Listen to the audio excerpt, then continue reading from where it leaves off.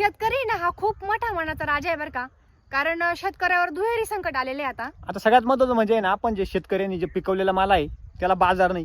आणि दुसरं म्हणजे आसमानी संकट, म्हणजे एक 15 दिवसापासून इतका पाऊस चालू आहे आम्हाला, तर त्याला माप नाही बरं का. म्हणजे 1-2 दिवस मध्ये मध्यंतरी उघडला होता, 4-5 दिवस म्हणजे 6 दिवस झाले कंटिन्यू पाऊस चालू आहे.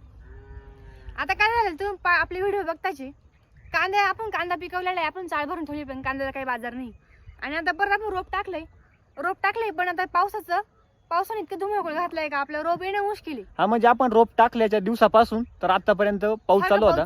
तर आज आता आम्ही आलोय इथं मळ्यामध्ये रोपाच्या वावरामध्ये आलोय. खूप बिकट कंडिशन झालेली बरं का. म्हणजे असं नाही वाटत का ते रोप येईल का काय नेमके, नाही का. म्हणजे पावसाने खूप झोडपलंय ते रोप.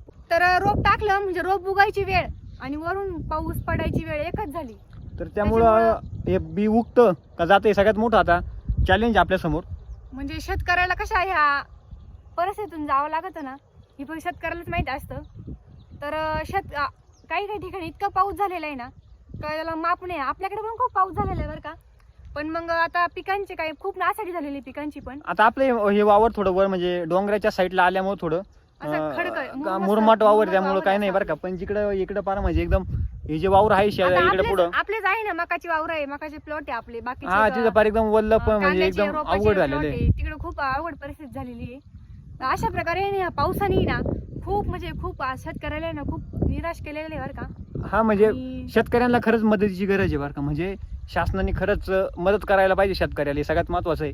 कारण शेतकरी हवालदिन झालेला आहे बरं का. म्हणजे आता दिवाळीचा दसऱ्याचा सण येणार आहे आणि शेतकरी एकदम म्हणजे सण करावा का नाही करावा या कंडिशन मध्ये सगळे शेतकरी. कारण शेतकऱ्याची ही पिकं आहे ना, पिकामध्ये पूर्णपणे पाणी शिरलेले आहे आणि पूर्णपणे पिकं सडून गेलेले.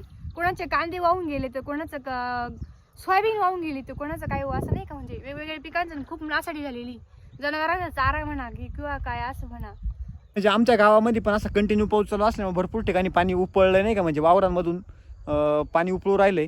म्हणजे कुठलं पीक घेताच येणार नाही अशी कंडिशन झाली. मुरघास करायचं काम चालू होतं.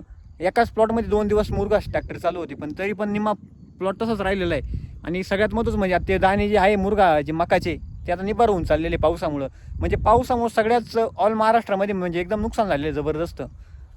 खूप पाऊस झालेला आहे, पावसाने खूप नुकसान झाली.